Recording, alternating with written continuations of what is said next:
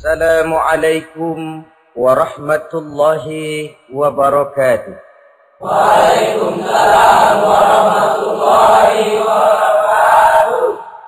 Bismillahirrahmanirrahim. Alhamdulillahi rabbil alamin.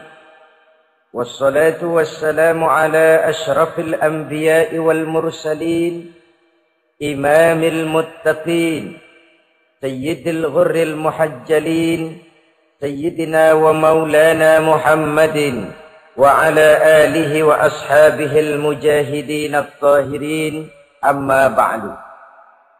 Saudara-saudara kaum muslimin rahimakumullah.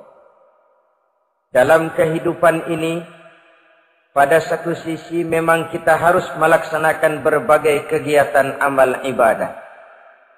Tetapi pada sisi lain, kita juga harus menjaga jangan sampai amal ibadah yang sudah kita kerjakan itu dihancurkan oleh sikap kita sendiri.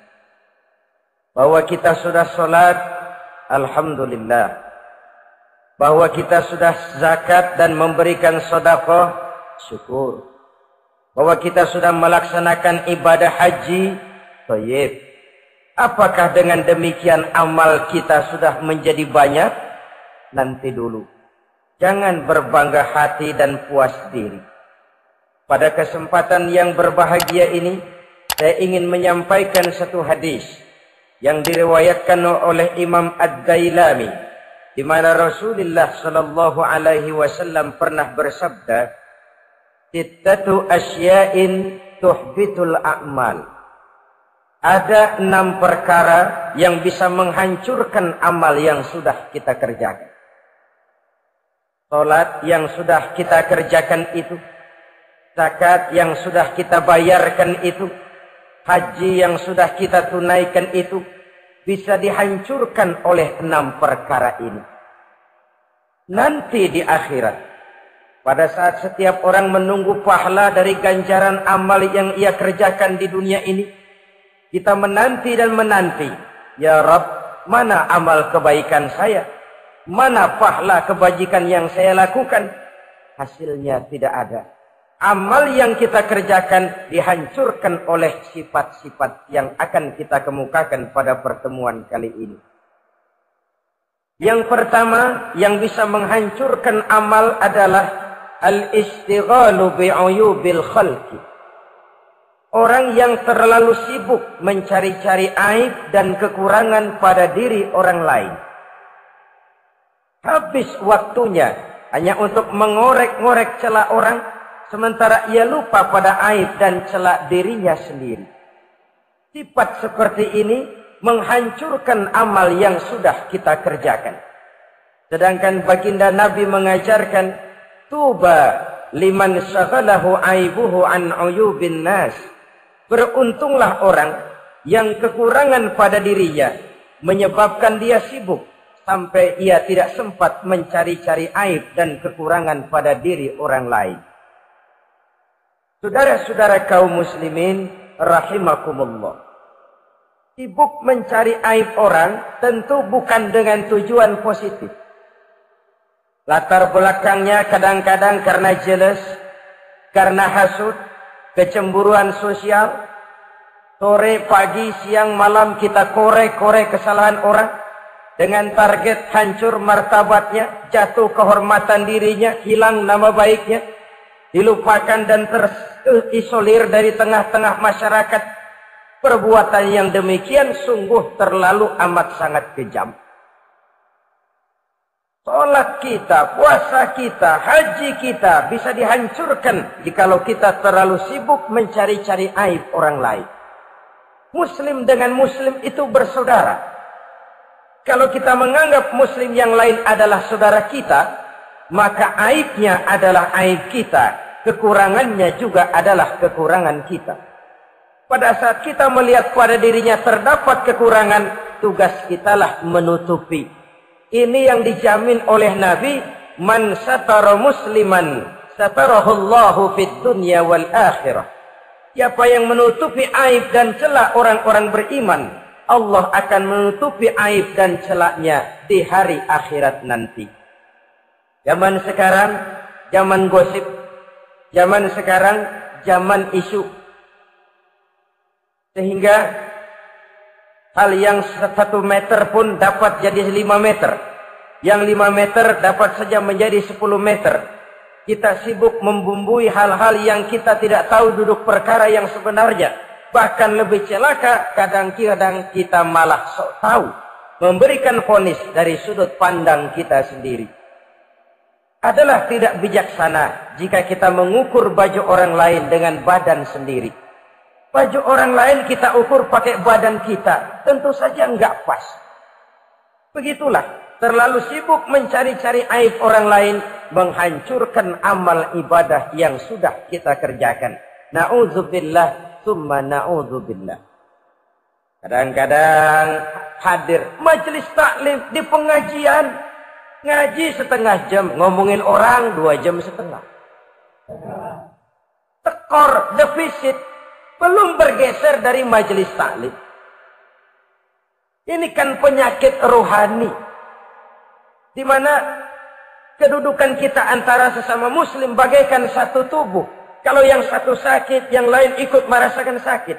Yang satu terhina, yang lain ikut merasakan terhina. Jadi pada saat kita melihat aib orang lain, kita ceritakan di mana-mana, kita bongkar di mana-mana, tentu satu hal yang jelas, kita tidak senang kepada orang itu. Kita tidak senang kepada orang itu. Dan kalau sudah tidak senang, maka fungsi persaudaraan bisa berubah menjadi permusuhan. Oleh sebab itu, kalau ada 2 orang berselisih, boleh kita bohong untuk mendamaikan 2 orang tadi.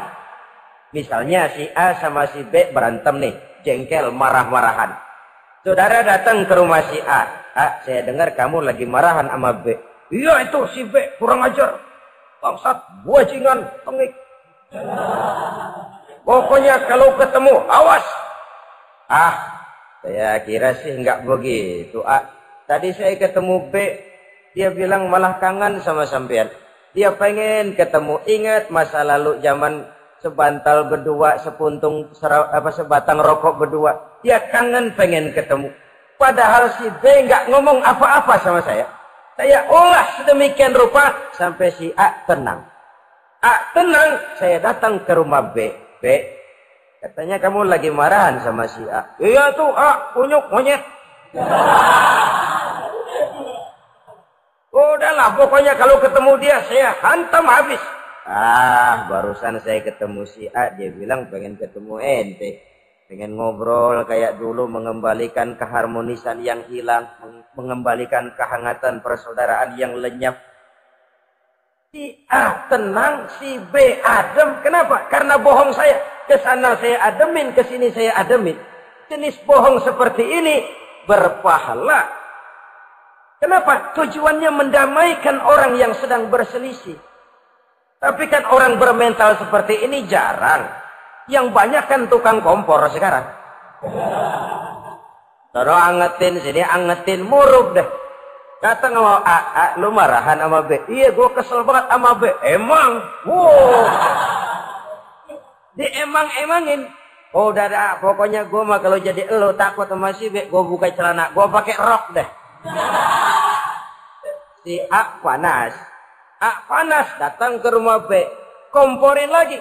Dua-duanya panas, koslet, terjadi perkelahian. Biang iblisnya tukang kompornya.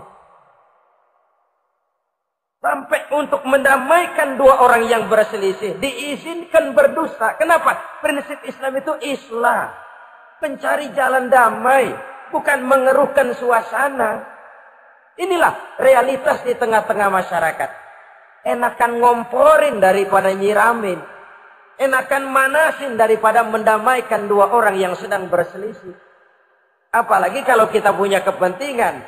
Main nimbrung aja kayak toge. Kagak ngerti urusan. Nyampur aja nyampur. Toge kan begitu. Toge ada laksa nimbrung. Ada gado-gado ngikut. Ada kredok masuk. Kagak ngerti juntrungan masalah. Main nyampur aja nyampur. Ini kan tidak objektif namanya. Nah, mental seperti ini. Wah, sholatnya khusyuk.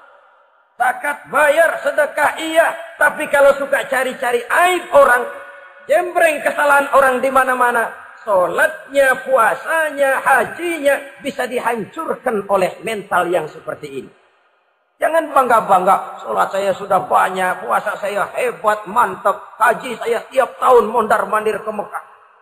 Tapi kalau mental seperti ini masih ada, waspadalah. Amal yang kita kerjakan bisa hancur oleh mental, sikap mental kita sendiri. Ini yang pertama. Yang bisa menghancurkan amal, terlalu sibuk mencari-cari aib orang lain. Satu. Yang kedua, saudara-saudara, wa qaswatul qalbi. Orang yang hatinya keras, tidak mempan diberikan nasihat. Baik nasihat yang datang dari luar dirinya, ataupun nasihat yang datang dari dalam dirinya. Hatinya keras. Dikasih muka tembok, kulit badak, kuping kebo. Makhluk apa namanya itu? Wallahu a'lam. Rai gedek. Pantas ya kalau kita lihat sejarah, Islam itu turun di semenanjung Arabia. Sebagai tes case. Masyarakat Arab 14 abad yang lalu dikenal keras, kasar, brutal, primitif. Dari berbagai aspek kehidupan. Standar, kalau di tengah masyarakat yang begitu keras Islam berhasil, masyarakat lain lebih mudah masuk. Rasulullah diutus di Cianjur, lalu dakwahnya sukses, saya nggak kagum. Paling-paling datang Nabi ke Cianjur disambut dengan ramah. Enggak, Rasul. Ayo nama kumaha Rasul wae, ayo nama itu. Pasti aman, damai, tidak ada cerita perang. Tapi Masya Allah, turun di tengah satu struktur sosial yang keras, kasar, primitif. Menghadapi orang yang hatinya keras seperti ini, apa prinsip kebijaksanaan yang dilaksanakan oleh Rasul dalam menerapkan syariat Islam? Pertama, at-tadrij fit tasyri'. Dalam melaksanakan syariat, prosesnya melalui tahapan. Contoh, jahiliyah dulu itu paling senang sama mabuk. Geng, pinteler. Oh, jahiliyah itu kalau sudah mabuk nggak cuma minum, mandi pakai arak. Mandi pakai arak. Menghadapi masyarakat yang seperti ini, apa strategi syariat Islam? Mula-mula ayat yang turun. Yas'alunaka 'anil khamri wal maisir, qul fihima ismun kabirun wa manafi'un linnas. Mereka bertanya kepadamu, hai Muhammad, tentang arak. Katakan, arak itu ada manfaatnya, tapi juga ada bahayanya. Bahayanya lebih besar daripada manfaatnya. Tidak diharamkan dulu, tidak. Cuman dikasih ten. Teler emang enak. Melayang ke langit. Cuman ada bahayanya. Bahayanya lebih besar daripada manfaatnya. Dikasih gambaran, dikasih stand. Tidak diharamkan mutlak dulu, tidak. Bertahap dikit dulu. Nih. Urusannya begini nih. Ada manfaatnya, tapi ada bahayanya. Bahayanya lebih besar daripada manfaatnya. Cek rasio berpikir. Setelah tahu bahayanya lebih besar, kan dikit-dikit mulain jauh. Mulain ngurangin, jaga jarak. Setelah ada jarak, turun peringatan kedua. La taqrabus salata wa antum sukara. Jangan dekati sholat kalau kamu lagi mabuk. Sholat sehari semalam 5 kali. Berarti 5 kali mereka harus jaga diri. Jangan sampai mabuk. Makin jauh. Setelah jauh sekali, kira-kira tidak goyah, turun vonis. Innamal khamru wal maisir wal ansab wal azlamu rijsun min amali syaitan fajtanibu la'allakum tuflihun. Arak itu najis, kotor, perbuatan setan. Jauhi, pasti kamu akan beruntung. Baru timbul hukum haramnya. Orang udah nggak kaget. Kenapa? Pagi-pagi udah dikasih sen. Bahayanya lebih besar. Kalau sholat jangan, kalau mabuk jangan mendekati sholat. Makin jauh. Ini tahapan. Sama juga kita kan. Begitu jebrol lahirnya cuman susu ibu. Gedean dikit sang ambon. Gedean dikit pisang ulek. Gedean dikit nasi. Udah gede bener, jengkol jijelin. Proses. Coba bayi begitu lahir kasih pisang batu, tenggeng.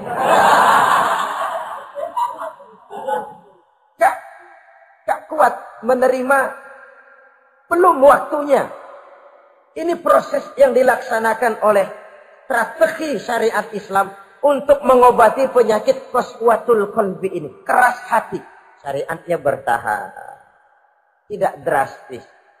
Tidak kalau sudah begitu ya mesti begitu. Tidak. Konsep kedua. Taklilut takalif. Menyedikitkan beban. Coba kita lihat. Seluruh konsep agama. Kalau kemampuan melaksanakan perintah berkurang. Stressing perintahnya ikut turun. Angkat tuh beras 100 kilo. Nggak kuat pak. 30 kilo dulu deh. Ntar balik lagi. Lama-lama juga habis. Ini konsep untuk mengobati qaswatul qalbi. Bertahap. Semua perintah agama itu begitu. La yukallifullahu nafsan illa wus'aha. Allah tidak memberikan beban kecuali sesuai dengan kemampuan yang dimiliki oleh seseorang. Kalau kemampuan melaksanakan perintah berkurang, stres perintahnya juga ikut menurun.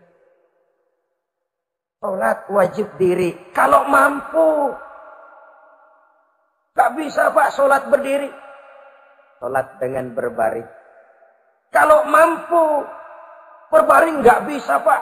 Pinggang kurap. Sholat. Pakai isyarat. Kalau mampu, pakai isyarat tidak bisa. Dalam hati, setiap kemampuan melaksanakan perintah berkurang, stres perintahnya juga menurun. Taklilut takalif, ini juga salah satu strategi mengantisipasi kerasnya hati. Konsep yang ketiga dari syariat, al-musawat bainan nas fi takalifil ahkam. Persamaan terhadap manusia di dalam berhadapan dengan hukum Allah. Kadang orang yang hatinya keras itu, logikanya jalan, ngukur suasana. Gimana sih lu? Menggerib kagak bawa ke masjid? No, yang Pak Haji masih di perapatan. Yang Pak Haji disebut. Itu kan cenderung orang begitu. Kalau dia nyolong ayam, dia tunjuk orang yang nyolong kambing. Ini apologi namanya. Kenapa lo nyolong ayam? No, yang maling kambing urusin, gedean. Apologi. Lah kapan mau beres kalau begitu? Tidak introspeksi, tidak self correction. Itu apologi. Untuk menutupi kelemahan diri, menunjuk kesalahan orang lain yang lebih besar. Itu kan nggak jantan namanya. Apologi. Tidak ada sifat untuk memperbaiki diri sendiri. Karena kecenderungan ini ada, Islam menutupi itu. Dengan apa? Semua manusia sama dalam berhadapan dengan hukum Allah. Tidak ada iri hati dalam hukum Islam ini. Sholat wajib. Wajib. Bagi siapa? Yang sudah balik dan mampu. Terhadap semua strata. Jenderal wajib, kopral wajib. Apalagi hansip. Tidak ada fasilitas. Wah kamu jenderal nggak apa-apa dah sembahyang setahun 2 kali, Idul Fitri aja sama Idul Adha. Enggak tuh. Semua manusia sama dalam berhadapan dengan hukum Allah. Itu yang Nabi ingatkan. Orang-orang sebelum kamu dahulu hancur. Umat-umat sebelum ini rusak binasa. Kenapa? Karena mereka, kalau orang kecil berbuat salah, hukum cepat-cepat ditegakkan. Tapi kalau yang besar berbuat salah, mereka diam pura-pura tidak tahu. Jadi apa ini? Yang namanya mafia peradilan bukan cuma zaman ayeuna. Sejak zaman sebelum Islam, Nabi sudah mengingatkan. Mereka dahulu hancur. Kenapa? Kalau orang kecil berbuat salah, hukum buru-buru ditegakkan. Ramai-ramai dikeroyokin. Giliran yang gede berbuat salah, diam pura-pura enggak. Hukum pakai pandang bulu. Saudara-saudara kaum muslimin, rahimakumullah. Oleh karena itu, orang yang keras hati, itu bisa merusak amalnya sendiri. Enggak mempan nasihat, rai gedek, muka-muka cuek. Baik nasihat yang dari luar maupun nasihat yang dari dalam, enggak mempan. Kan dalam hidup ini ada nasihat dari luar, dari orang lain, bisa dari fenomena kehidupan. Ini juga nasihat. Oh, dia itu kaya tapi pelit. Hatinya begitu ya. Katanya menteleng. Itu kan nasihat. Itu kan nasihat. Oh, dia waktu berkuasa tapi zalim, matinya begitu. Putnya pancing.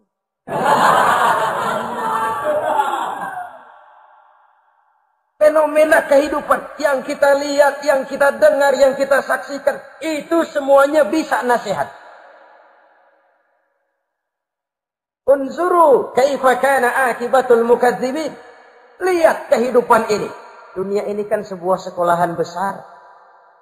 Semua yang kita lihat, kita saksikan, kita pelajari, bisa jadi contoh buat kita. Orang yang bijak, yang bisa mengambil hikmah dari manapun datangnya. Baik dari yang baik, maupun dari yang tidak baik. Saudara-saudara kaum muslimin, rahimakumullah. Nasihat yang datang dari luar. Dari orang atau dari fenomena kehidupan. Atau nasihat yang tumbuh dari dalam diri sendiri. Perubahan organisme tubuh. Itu kan nasihat. Ya Allah. Sekarang cantik jelita. Iya, sedang sweet 17-an. Rambutnya hitam, ikal berderai. Iya, semua memuja, memuji. Alisnya katanya laksana semut beriring. Dagunya bak pauh dilayang. Kalau dia senyum, semua orang terpesona. Sekarang 50 tahun yang akan datang, coba senyum, kabur orang. Fenomena kehidupan. Apa yang tidak berakhir? Kenapa harus keras hati?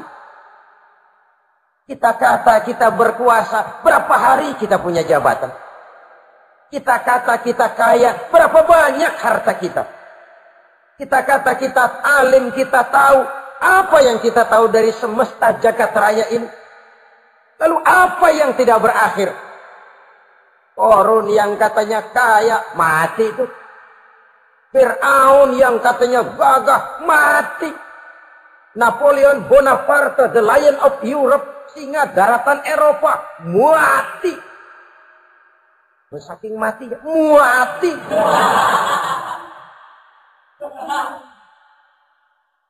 Kenapa harus keras hati? Kenapa tidak melihat perubahan fenomena alam sekitar ini? Apa yang tidak berakhir? Apa yang tidak selesai? Lalu apa yang mau kita sombongkan? Kenapa kita harus keras hati? Sehingga pantas dalam hadis qudsi Allah menyatakan al-kibriya'u libasi. Sombong itu pakaianku. Manusia enggak pantas pakai pakaianku, kegedean. Pakaian Allah mau dipakai. Kalau Allah sombong, udah pantas aja udah. Kenapa? Kagak ada Tuhan lain selain dia. Udah pantas dia nyombong. Kita nyombong apaan?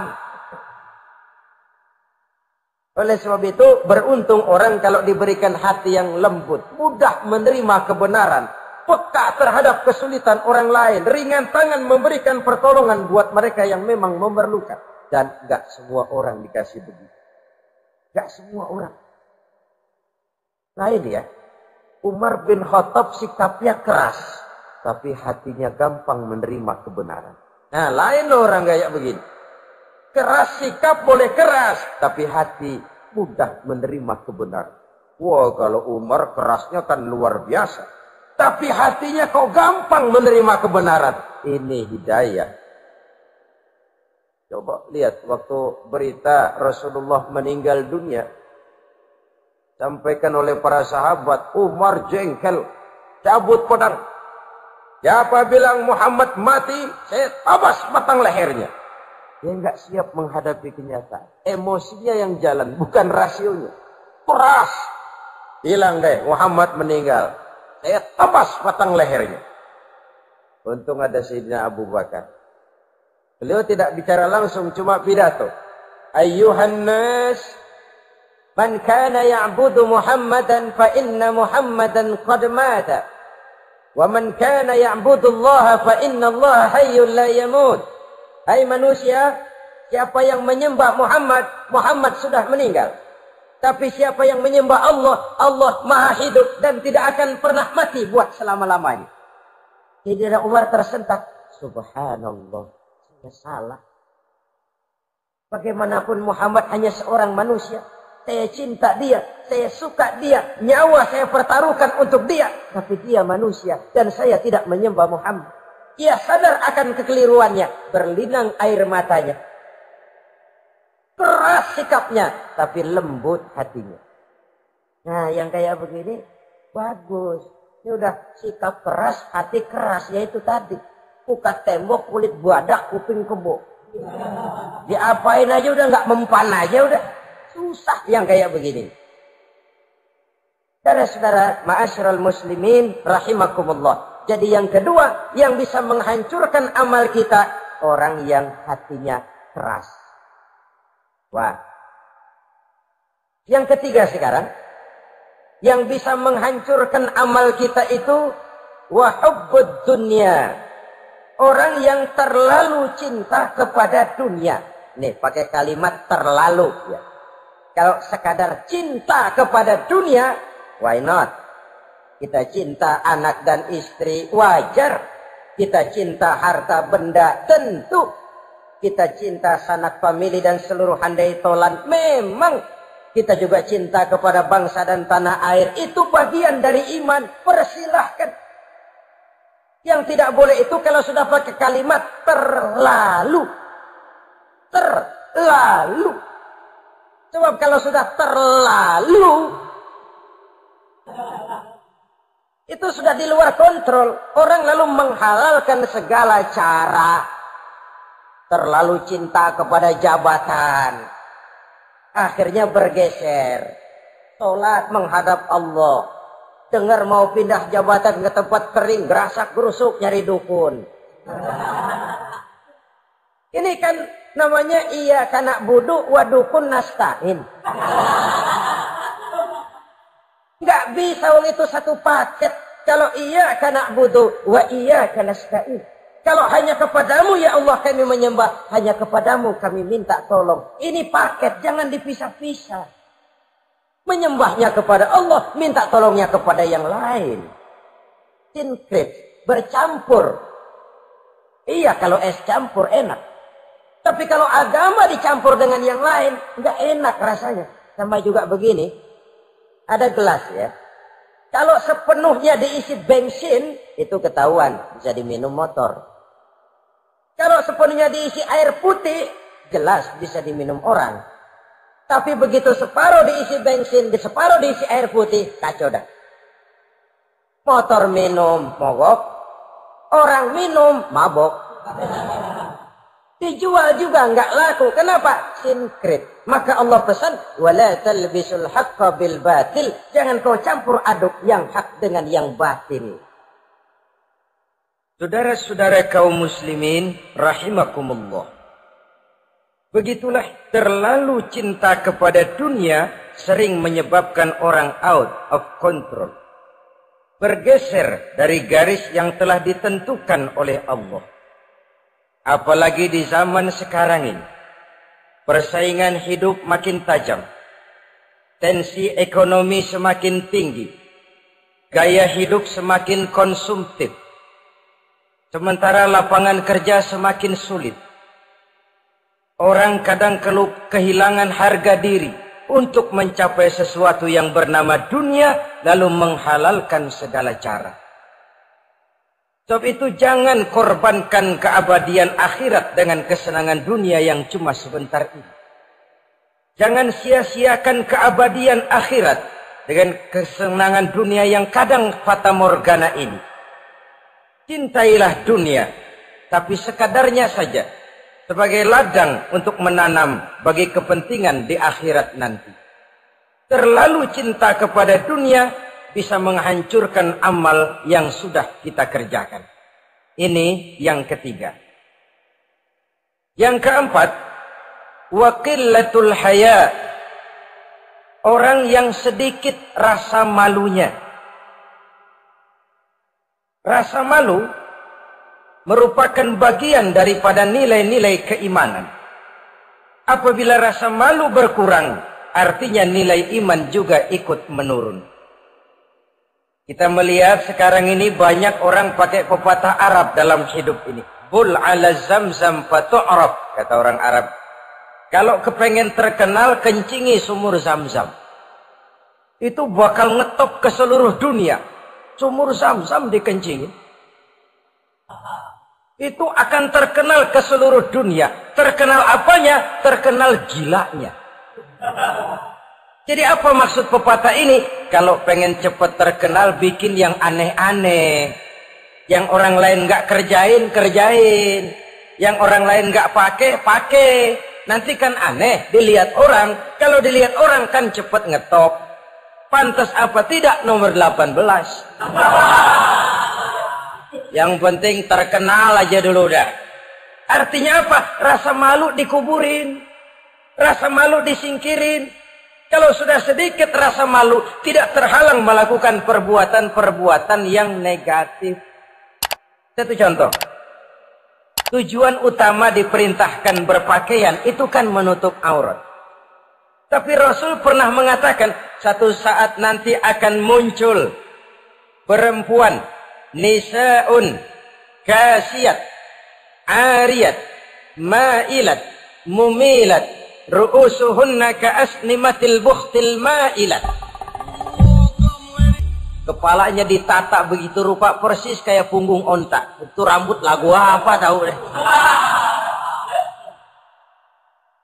Ini kan fenomena berpakaian tapi telanjang. Kenapa? Yang dikejar mode, yang dikejar merek. Kiblatnya Paris, London, Roma. Imamnya siapa? Pierre Cardin, Christian Dior, Escada, apa itu Etienne Egner. Merek yang dikejar, mode yang dikejar, aurat pontang-panting. Ditambah oleh tayangan-tayangan berbagai iklan yang merangsang anak-anak kita untuk hidup konsumtif. Yo, iyo yo. Cocok iya jam urang yo. Terangsang dia untuk konsumtif. Dihadapkan kepada kenyataan. Suasana ekonomi nggak menunjang. Orang tua lemah ekonominya. Dia lihat sekelilingnya, ternyata yang lain juga begitu. Banyak teman senasib, kumpul. Disingkirkan rasa malu. Akhirnya tukang bajai ditodong. Qillatul haya, sedikit rasa malu.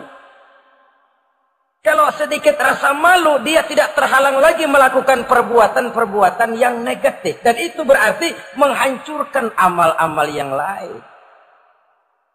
Sebab itu budaya malu ini sangat penting.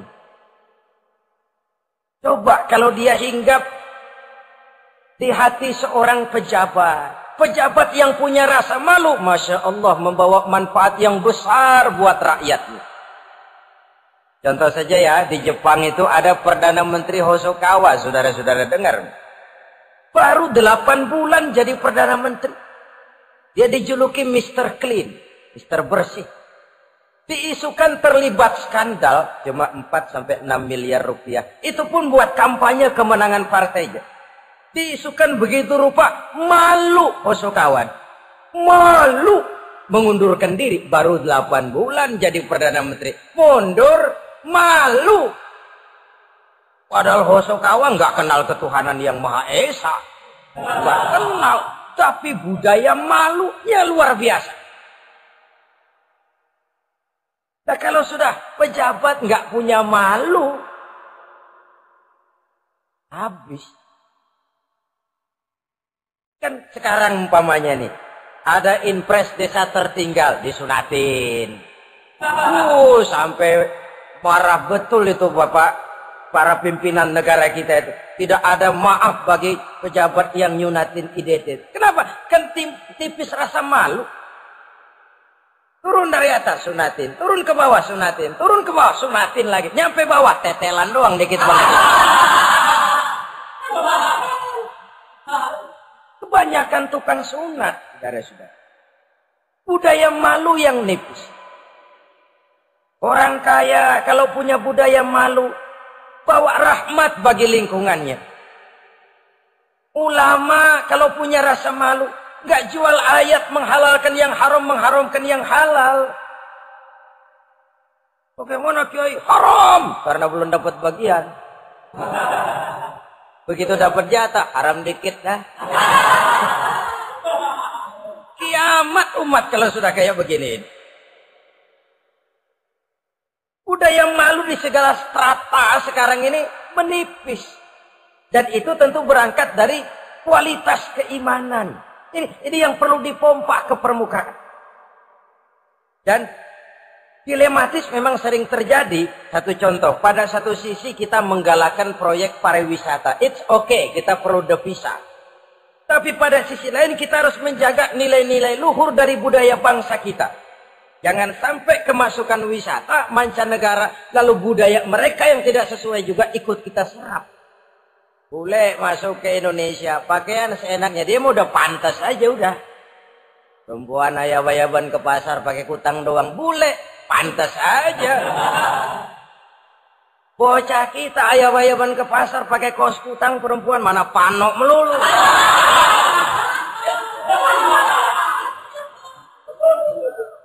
Menipisnya budaya malu. Ada standar bahwa mode hal kedua. Merek apalagi. Yang pertama itu menutup aurat dari sisi berpakaian sih. Kalau anak-anak kita diracuni oleh yang namanya mode, diracuni oleh yang namanya merek, dia akan terbuai hidup dalam alam kepalsuan. Sekarang ini hidung pesek bisa dibikin mancung. Kulit keriput jadi kencang. Operasi plastik. Pada sisi lain pengaruh duit juga luar biasa. Ya aki-aki keriput kalau habis gusuran kenceng lagi. Pasaran keras lagi. Oleh sebab itu budaya malu ini perlu kita kembangkan. Supaya di semua strata sosial memiliki budaya yang namanya malu. Sederhana memang, tapi tidak semudah mengucapkannya. Sampai-sampai dijadikan taruhan al-haya'u minal iman. Rasa malu itu bagian daripada iman. Dan malu yang tertinggi, kalau sudah punya malu kepada Allah, itu puncak. Puncaknya di situ. Kalau cuma malu sama mertua, ngaling aja dikit, dia kagak tahu. Kalau cuma malu kepada petugas keamanan, terlalu banyak tempat yang mereka nggak lihat. Tapi kalau sudah budaya malu kepada Allah, tidak sejengkal tanah pun terhalang dari pengetahuan Allah. Ini nantinya juga punya pengaruh sosial. Sosial kontrol sekarang juga sudah renggang. Dulu kalau ada hal yang dianggap aib, satu kampung tahu. Malunya selebar awak. Sekarang budaya hidup sudah individualis. Tetangga mau apa kayak cuek aja udah. Akhirnya orang anteng lah, nggak apa-apa ini dah, tenang aja dah, besok begitu aja lagi. Sosial kontrol juga sudah agak renggang sekarang ini. Kalau dulu orang punya rasa sosial kontrol yang begitu dekat. Oleh sebab itu, budaya malu merupakan bagian daripada iman. Orang yang sedikit rasa malunya bisa lepas kontrol. Kalau dia sudah lepas kontrol, dia bisa melakukan hal-hal yang merusak amal perbuatannya sendiri. Oleh karena itu, pada pertemuan kali ini, saya juga mengajak, mari kita tumbuh kembangkan budaya malu ini. Saudara-saudara kaum muslimin, rahimakumullah. Yang kelima, yang bisa menghancurkan amal kita, watulul amal. Orang yang terlalu panjang angan-angannya. Hidup dalam bayangan. Kakinya tercabut dari alam realitas. Mengharap burung terbang tinggi, tapi punai di tangan cepat-cepat dilepas. Akhirnya burung di tangan terlepas, punai juga tidak datang. Terlalu panjang angan-angan. Hidup cuma nunggu keajaiban. Yang diwiridin jikalau. Orang sudah kemana-mana, dia masih anteng. Jikalau, andai kata, umpama misalnya. Islam bukan agama orang pemalas yang selesai sholat lalu berpangku tangan. Ada orang yang cuma sujud saja rezekinya mengalir. Ada orang yang cuma munajat di keheningan malam. Rezekinya mengucur. Ada. Tapi kan bukan kelas kita. Itu kelas antara dia dengan Allah, tidak ada jarak lagi. Orang-orang yang batinnya bersih. Doanya didengar. Permohonannya dikabulkan. Permintaannya cash. Kalau kita bisa bayang cuma nadah doang, nggak mau usaha, paling banter orang undang tahlil kita.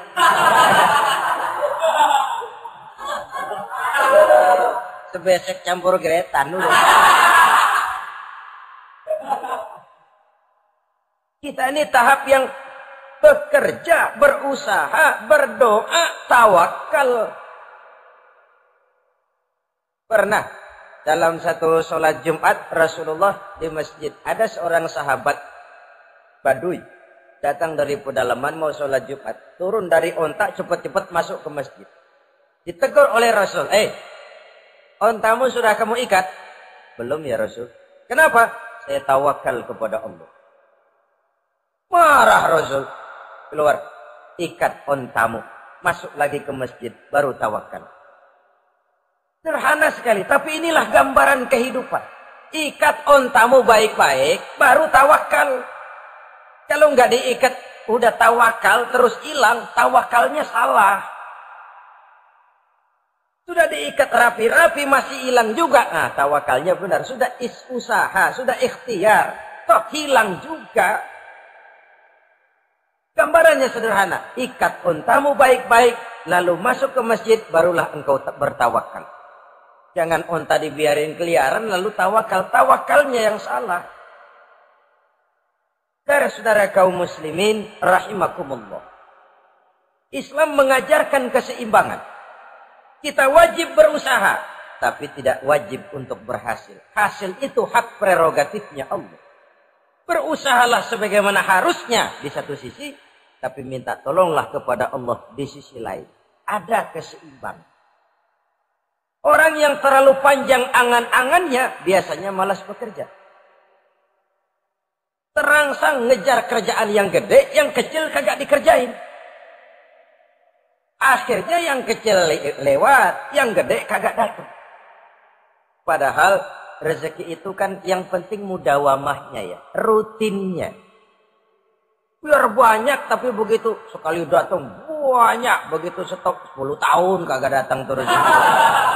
Sengsara juga. Yang penting mudawamah, continue-nya itu. Biarin duit sih banyak, asal rutin aja. Gak apa-apa. Tulul amal, terlalu panjang angan-angan. Hidup di alam bayangan. Terlepas kaki dari akar kenyataan. Hidup ini kan kenyataan, harus dihadapi secara nyata. Islam ini agama yang wajar, hiduplah secara wajar. Jangan melakukan sesuatu yang memang bukan makom kita di situ. Artinya apa? Kalau memang kita cangkir, lalu minta air seember, kan lebihnya mubazir. Cangkir minta air diisiin seember, buat apa lebihnya?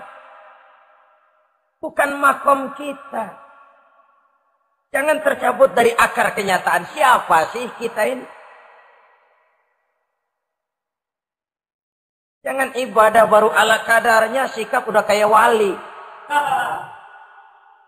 Iyalah kalau wali cuma sujud, permohonannya makbul. Kenapa? Dia dengan Allah itu nggak ada jarak.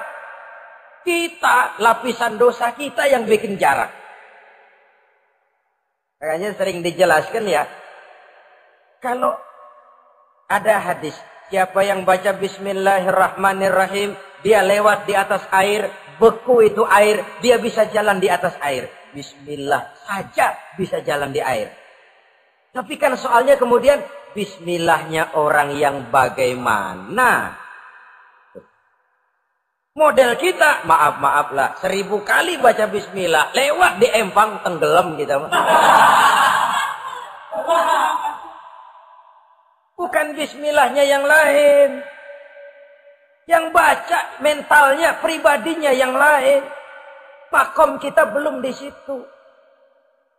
Kalau memang makom kita masih harus berusaha. Bahwa nanti Allah berikan rizki lewat jalan yang tidak kita sangka-sangka. Itu sih urusan Allah. Itu sih haknya Allah. Tapi urusan kita harus berusaha sebagaimana harusnya kita berusaha. Ya, emang jodoh dari Tuhan, apanya pakai nyari, nanti juga aja datang cuma nenek-nenek kali.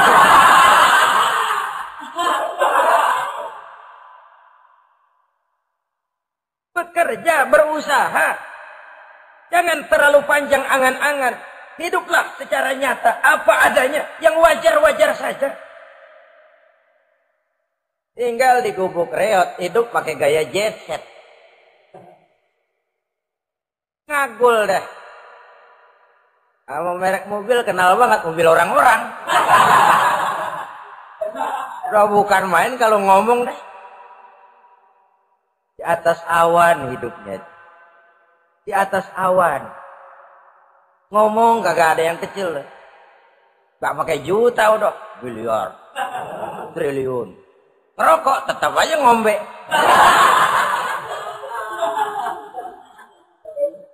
Silahkan mengharap burung terbang tinggi. Tapi punai di tangan jangan dilepas. Realitas apa? Idealisme boleh terbang setinggi langit. Tapi kaki tetap berpijak di alam realitas. Ayo kita ngambil contoh dari Rasulullah SAW. Rasulullah itu kan dikasih fasilitas. Tapi nggak ngandelin. Buktinya apa? Nabi hijrah ke Madinah. Itu kan manusia. Posisi kita terjepit. Ayo hijrah, berangkat. Gak ngandelin Tuhan. Pojok ini dikepung. Kirim dah apaan kayak biar pada mampus nih orang ini. Enggak tuh. Enggak. Walaupun beliau punya mukjizat. Tapi enggak ngandeli. Kenapa kita enggak lihat itu? Perang Uhud kalah. Berlumur darah dari kakinya yang mulia itu. Kalau ngandelin mujizat, apa pantas Nabi kakinya sampai berdarah? Apa pantas sampai kalah? Kenapa enggak rekes, simsalabim, hancur musuh? Tidak, beliau tidak tercabut dari akar kenyataan. Beliau manusia, hidup dan berjuang secara manusiawi. Perkara Allah mau kirimkan mukjizat, itu haknya Allah. Waktu di Taif, saudara masih ingat. Dilontari dengan batu. Menghindar ke kebun anggur. Turun malaikat Jibril. Muhammad. Innallaha amaroni an uti'ak. Allah perintahkan saya datang menemuimu di sini. Untuk mendengar komandomu. Sekarang apa mau kamu? Kalau mau kau orang Taif yang melontari kau dengan batu hancur. Saat ini saya angkat Jabal Uhud. Saya timpakan mereka biar mati semua. Bagaimana? Dalam keadaan terpojok. Dilemparin batu, dikeroyokin, menghindar ke kebun anggur. Turun Jibril nawarin bantuan. Apa jawab Nabi? Jangan Jibril. Jangan. Saya diutus bukan buat ngancurin orang. Saya ini rahmah bagi alam. Tapi kamu disambitin. Biarin. Saya berjuang jangka panjang Jibril. Kalau sekarang mereka ingkar. Barangkali nanti anak-anaknya mau beriman. Saya tungguin anak. Kalau anaknya kafir lagi Muhammad. Cucunya. Oh susah Muhammad, susah. Kenapa? Bagaimana bapak begitu anak? Gak begitu. Lalu mau kamu apa? Saya mendoakan mereka. Allahumma hdi qaumi fa innahum la ya'lamun. Ya Allah, berikan hidayah kepada mereka yang nyambitin saya. Karena mereka enggak tahu. Disambitin, berdarah, yang nyambitin didoakan. Pada satu sisi ini menunjukkan tingginya akhlak Nabi. Pada sisi lain ini menunjukkan Nabi juga mengatur strategi secara manusia. Tidak simsalabim. Tidak tercabut dari akar kenyataan. Padahal kita kalau lagi kepepet ada yang nolongin, kan demen banget. Kali mah kalau kita yang jadi nabi tuh disambitin orang, turun Jibril, bagaimana hancurin? Sikat Jibril dah. Habisin aja, habisin. Hijrah ini usaha ikhtiar manusiawi. Perang kalah manusiawi. Putra tercinta wafat, berlinang air mata, manusiawi. Sakit, manusiawi. Padahal punya mukjizat. Tapi nggak ngandelin. Semua nabi juga gitu. Nabi Musa dikasih tongkat. Tapi berapa kali tuh tongkat dipakai? Waktu ngelawan tukang sihir. Waktu nyebrang di Lautan Merah. Itu aja. Selebihnya Nabi Musa berjuang secara manusia, berusaha. Gak mentang-mentang punya mukjizat tongkat. Tiap dapat kesulitan, awas tongkat.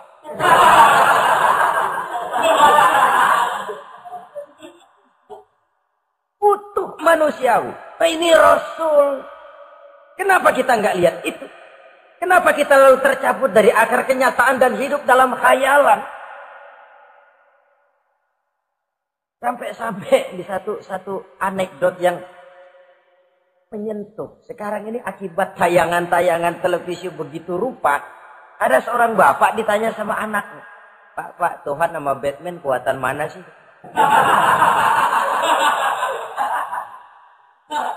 Logikanya sudah dipenuhi oleh gambaran Batman.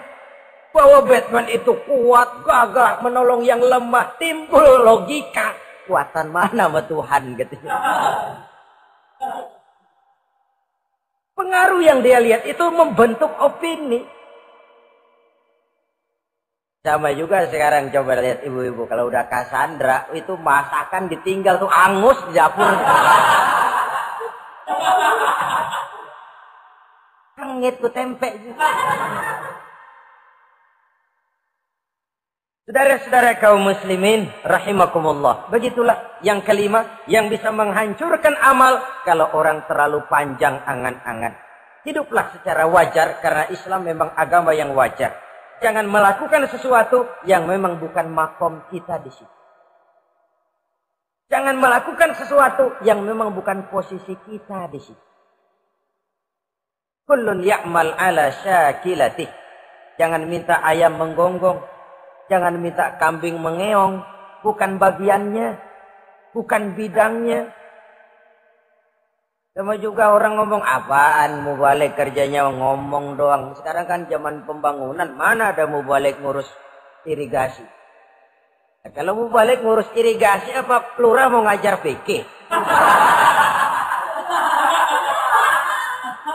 Jangan tercabut dari akar kenyataan. Toh prinsip modern saja mengajarkan the right man on the right job. The right man on the right place. Orang harus ditempatkan sesuai dengan bidangnya. Jangan tercabut dari akar kenyataan. Inilah kita dan inilah yang harus kita lakukan. Hidup ini kenyataan. Hadapilah secara nyata. Perkara Allah mau membuat yang lain itu hak prerogatif Allah. Bukan urusan kita. Yang terakhir saudara, yang keenam yang bisa menghancurkan amal kita, wa zalimun la yantahi. Perbuatan zalim yang tidak sanggup dihentikan. Zalim kepada Allah, zalim kepada makhluk atau zalim kepada diri sendiri. Ada orang zalim kepada Allah. Begini banyak nikmat yang diberikan Allah. Nggak sanggup dah kita ngitungnya. Dari bangun tidur sampai tidur lagi nikmat nggak pernah berhenti itu. Bahkan kita tidur sendiri. Sadar nggak kita waktu tidur nggak berdaya?